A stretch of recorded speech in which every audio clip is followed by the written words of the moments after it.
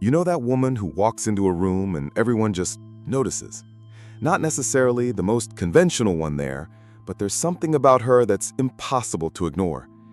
And then you wonder, what does she have that I don't? The answer will surprise you. You probably have exactly the same thing. You just can't see it. Carl Jung spent decades studying why we're so blind to our own gifts, and he discovered something revolutionary.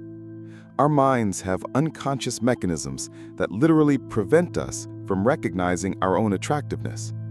It's not modesty, it's not insecurity, it's pure psychology. Look, I know this might sound like motivational coach talk, but the science behind it is serious. Jung realized that the most magnetic people are often the last to know about their own magnetism. It's as if there's an internal conspiracy to keep you ignorant about your own power. And here's the plot twist. If you're watching this video questioning whether you're really attractive, that's already a sign. Truly unmagnetizing women rarely ask themselves this question. Today, we're going to uncover the signs your psyche hides from you. But warning, once you see it, you can't unsee it. Ready to discover who you really are when no one is looking? Not even you.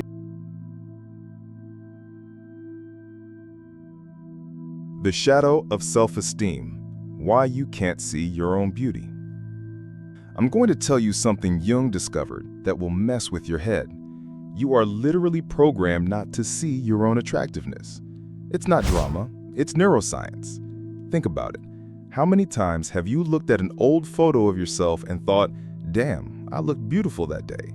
But remember how you felt at the time, probably thinking you looked okay at best. This happens because your mind has a defense system that distorts your self-perception.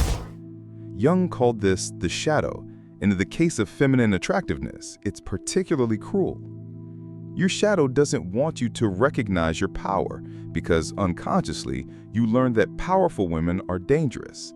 So it keeps you in an emotional safety zone where you see yourself as ordinary. But here's the trick. Your unconscious mind doesn't compare you to real women. It created an impossible standard, a fusion of all the women you admire filtered through your worst insecurities. It's like trying to win a race against a ghost that keeps changing the rules. And there's more. If you constantly notice other women's beauty, this might be your psyche projecting. Jung discovered that we tend to see in others exactly what we can't recognize in ourselves. That woman you find stunning, maybe she's a mirror of what you really are, but your shadow won't let you see it. There's also that little internal voice that says, if I think I'm beautiful, I'll seem arrogant, or if I recognize my attractiveness, people will judge me. That voice isn't yours. It's an echo of a society that taught you to diminish yourself to be accepted. The irony is, the more you consciously deny your attractiveness, the more it leaks out unconsciously. Have you ever noticed how some women who think they're normal have an inexplicable magnetic presence? They're channeling all that repressed energy without even realizing it. The first major sign that you're more attractive than you imagine is precisely this resistance to recognizing your beauty. The shadow only hides what has real power. If there was nothing to hide, it wouldn't even bother. The internal mirror versus the social mirror, deciphering projections. Here's where things get really interesting. Jung discovered that we live between two mirrors. The internal one, which shows us who we really are, and the social one, which reflects what others project onto us. Most women spend their entire lives looking at the wrong mirror. The social mirror is like a funhouse mirror. It's distorted by other people's insecurities, desires, and limitations. When someone calls you pretty, they're often measuring you against their own standards, fears, or what they think they're supposed to find attractive. When someone ignores you, it might have nothing to do with your attractiveness and everything to do with their own emotional unavailability or intimidation. But here's what most women don't realize. The most attractive women often get the most confusing feedback from the social mirror. Why? Because true magnetism threatens people. It makes them uncomfortable. It forces them to confront their own limitations. Think about it. Have you ever been in situations where you felt invisible? only to later discover that people were actually intimidated by you. Or times when you thought you looked terrible, but someone mentioned you seemed glowing or radiant. That's the disconnect between your internal perception and your actual energetic presence. Jung taught us about something called projection, when people see in you what they can't access in themselves. If you're naturally confident, insecure people might call you arrogant. If you're authentically yourself, people pleasers might find you intimidating. If you're comfortable with your sexuality, repressed individuals might label you too much. The key is learning to distinguish between authentic feedback and projection. Authentic feedback feels neutral and specific. Projection feels charged, emotional, and often says more about the person giving it than about you. Here's a powerful exercise Jung would approve of. Start paying attention to the energy you feel from people before they even speak to you. Do they seem nervous? Do they straighten up? Do they suddenly become more animated or conversely more withdrawn? These unconscious responses often reveal more about your true impact than any words ever could.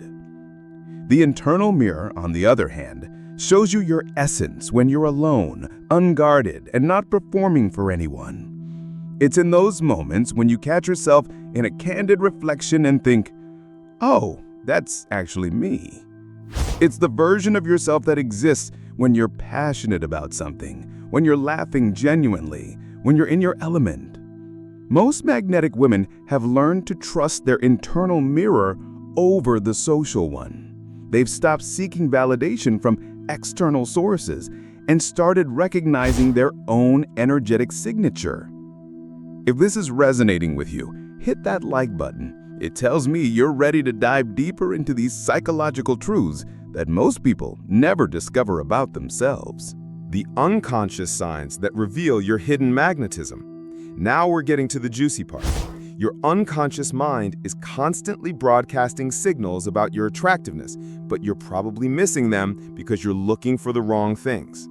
Jung believed that the unconscious never lies. It can't. While your conscious mind is busy doubting yourself, your unconscious is creating ripple effects that reveal your true magnetic power. The trick is learning to read these signs. Let's start with something most women completely overlook: the way people position themselves around you. This isn't about obvious flirting or compliments. It's about unconscious body language that people can't control. Do people tend to angle their bodies towards you in group conversations, even when they're talking to someone else? Do they find excuses to be in your physical space? Do they mirror your posture without realizing it? Here's one that will blow your mind. Attractive women often experience what I call the pause effect. People pause mid-sentence when you walk by. They lose their train of thought for just a moment. Conversations briefly halt when you enter a room. You might have dismissed this as coincidence, but Jung would tell you there's no such thing when it comes to unconscious responses. Then there's the confession phenomenon. Do people tend to open up to you quickly, share personal stories or secrets without much prompting? This isn't just about being a good listener. It's about having an energetic presence that makes people feel safe to be vulnerable. Magnetic women create psychological safety without even trying. Pay attention to how children and animals respond to you. They haven't learned to mask their reactions yet. Do kids gravitate toward you? Do dogs seem drawn to you? Do babies stare at you with fascination? Jung believed that children and animals are pure unconscious receptors. They respond to authentic energy, not social performance. Here's one that's more subtle: the double take delay. You know when someone looks at you, looks away, then looks back? That's not just casual interest. That's their unconscious mind processing something their conscious mind couldn't quite capture the first time. It's like their brain is saying, "Wait, there's something here I need to understand." Another powerful indicator is what happens in your absence. Do people mention you when you're not around? Do they ask about you? Do they remember specific things you said or did? Magnetic people leave energetic imprints that linger long after they've left the room. And here's one that might surprise you. Do you often feel like you're too much for certain situations or people? Do you find yourself dimming your energy to make others comfortable? This isn't a flaw. It's actually a sign that your natural presence is more powerful than you realize. You've learned to modulate it because you unconsciously know its impact. The most telling sign of all is the way people's energy changes around you. Some become more animated and alive. Others become nervous or competitive. Some people seem to wake up in your presence, while others retreat. This isn't about being liked by everyone. Magnetic people rarely are. It's about having an undeniable energetic impact. Jung would say that if you're questioning whether these things happen to you, start paying attention for the next week. The signs are there. You've just been trained not to see them. The developed anima, the power of integrated femininity. This is where Jung's work gets absolutely fascinating for women. He introduced the concept of the anima, the feminine principle that exists in everyone, but when fully developed in a woman, it creates an almost otherworldly magnetism. Most women are walking around with an underdeveloped anima, and they don't even know it. They're performing femininity instead of embodying it. They're following scripts instead of accessing their authentic feminine power. But when a woman has integrated her anima fully, she becomes magnetic in a way that transcends physical appearance entirely. Here's what Jung discovered. The developed anima isn't about being traditionally feminine in the way society defines it. It's about being in complete harmony with your own feminine essence, whatever that looks like for you. It's about accessing intuition without apologizing for it, expressing emotions without shame, and moving through the world with a kind of fluid confidence that can't be taught or faked. Think about the women throughout history who were considered irresistibly attractive: Cleopatra, Frida Kahlo, Marilyn Monroe. None of them fit conventional beauty standards perfectly, but they all had one thing in common. They had fully embraced their unique feminine essence. They weren't trying to be anyone else's version of attractive. They were so completely themselves that it became magnetic. Women with developed animas have a particular way of being present. They don't just occupy space, they transform it. When they enter a room, the energy shifts, not because they're trying to be the center of attention, but because they're so completely themselves that it gives others permission to be authentic too. It's like they carry an invisible permission slip for everyone around them to drop their masks. You know you have a developed anima when you stop seeking external validation and start trusting your inner knowing. When you can sit in silence without feeling the need to fill it. When you can express anger without becoming destructive, or sadness without becoming a victim. When your sexuality feels like a natural extension of who you are, not something you perform or hide. But here's where it gets really deep. Jung believed that the anima connects us to what he called the collective unconscious, the shared psychological space where all human wisdom resides. Women with developed animas often have access to insights that seem to come from nowhere. They'll say something in a conversation that cuts right to the heart of the matter, even though they couldn't logically explain how they knew it. This is why people are drawn to these women for advice, even about things they have no formal expertise in. They've learned to access and trust their intuitive wisdom. They can see patterns and connections that others miss. They can sense what's not being said in conversations. It's like they have a direct line to universal wisdom. Another profound sign of the developed anima is what Jung called emotional alchemy, the ability to transform negative emotions into wisdom and power. Instead of being destroyed by heartbreak, you become more compassionate. Instead of being bitter from betrayal, you become more discerning.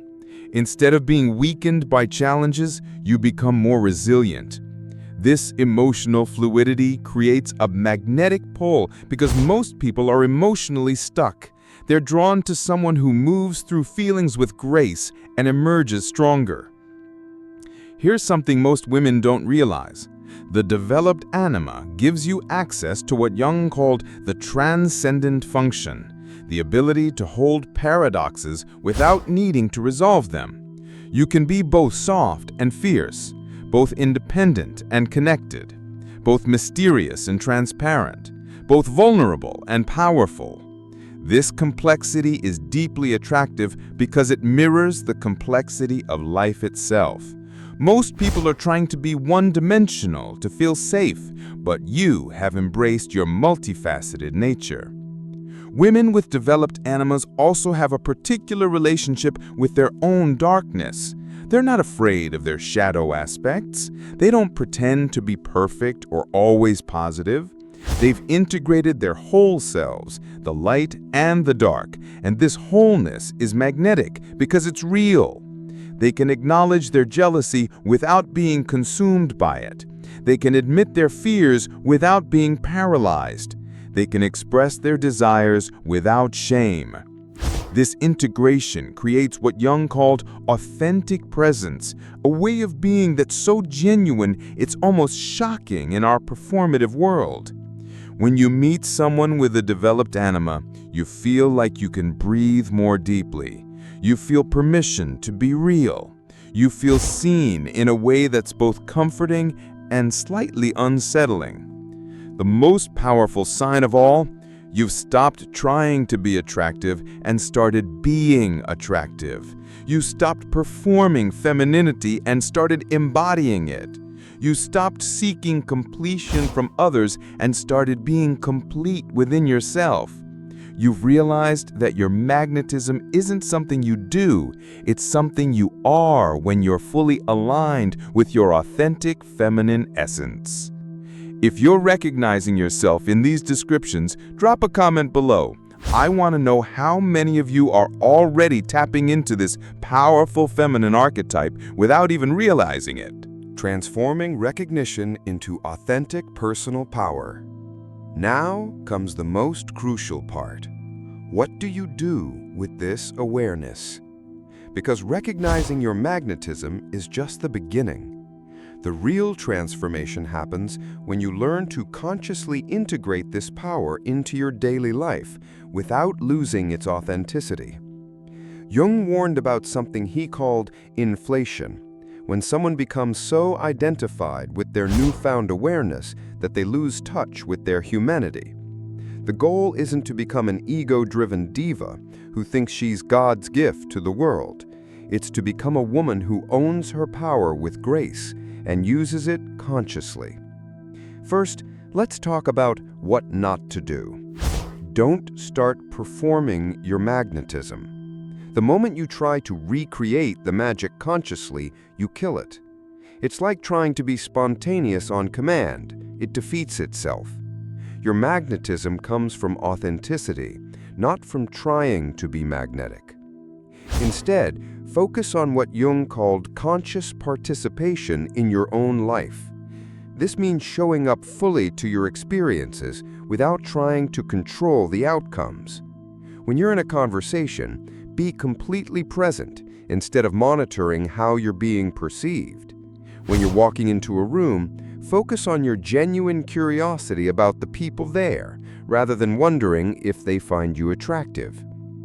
Here's a practical framework for integrating this awareness. Start treating your energy like a precious resource that you get to choose how to spend. You don't owe your magnetism to everyone. You don't have to dim yourself to make others comfortable. But you also don't have to blast your full intensity in every situation. It's about conscious choice, not automatic reaction. Learn to recognize when you're in your power versus when you're performing. When you're in your power, everything feels effortless. Conversations flow naturally. You feel grounded and present. You're not trying to prove anything or get anything from anyone. When you're performing, There's strain, you're monitoring reactions, you're seeking validation, you feel disconnected from yourself. Develop what I call energetic boundaries. Just because you're magnetic doesn't mean you have to be available to everyone who's drawn to you. Some people will be attracted to your energy for healthy reasons. They recognize authenticity and want to connect genuinely. Others will be attracted for unhealthy reasons. They want to possess, control, or drain your energy. Learning to distinguish between these two is crucial. Practice what Jung called holding the tension of opposites. You can be confident without being arrogant. You can be magnetic without being manipulative. You can be powerful without being dominating. You can be attractive without being available. These aren't contradictions. They're the mark of an integrated woman who understands nuance. Here's something revolutionary. Use your magnetism in service of something bigger than yourself. When you channel your power toward meaningful goals, relationships, or causes, it becomes even more attractive because it's purposeful. People are drawn not just to your energy, but to your mission. This creates deeper, more meaningful connections. Start paying attention to the ripple effects of your authentic presence. Notice how your energy affects the people around you. Are you inspiring them to be more authentic? Are you creating space for others to shine? Are you using your influence to lift others up? This is how personal power becomes transformational power. Finally, remember that true magnetism is cyclical, not constant. There will be days when you feel completely ordinary, and that's not only normal, it's necessary. Jung believed in the importance of what he called fallow periods, times when we retreat, reflect, and regenerate. Honor these cycles instead of trying to be on all the time. The ultimate goal isn't to become more attractive to others, it's to become more attractive to yourself. When you genuinely enjoy your own company, when you're fascinated by your own thoughts, when you're excited about your own growth, that self-love becomes magnetic in a way that no external validation ever could. Your magnetism isn't a tool to get something from the world. It's a gift you give to the world by being fully, authentically yourself. When you understand this distinction, you start using your power and start embodying it. And that's when you become truly irresistible. Not because you're trying to attract anyone, but because you're so completely aligned with who you are that people can't help but be drawn to that authenticity. The question isn't whether you're more attractive than you think. The question is, are you brave enough to own it and use it consciously? Because the world needs women who are fully awake to their own power and willing to use it in service of something beautiful. If you've made it this far, you're already different from most women. You're willing to look deeper, to question your assumptions, to consider that maybe, just maybe, you've been underestimating yourself all along. Jung spent his life studying the human psyche, and one of his most profound discoveries was this: we are all far more powerful and beautiful than we allow ourselves to believe. But it takes courage to see it, and even more courage to own it. Remember, your magnetism isn't about fitting into someone else's definition of attractive. It's about being so authentically yourself that you give others permission to do the same. It's about developing your inner world so fully that it radiates outward naturally. It's about integrating all aspects of yourself, light and shadow, into a whole, powerful, magnetic presence. The signs have always been there. The question is, are you finally ready to see them? If this video opened your eyes to something you hadn't seen before, make sure you subscribe to Whispering Wisdom for more deep dives into the psychology of feminine power. Hit that notification bell because we're just getting started on this journey of psychological awakening. And share this with the woman who needs to hear this message, because the world needs more women who are awake to their own power.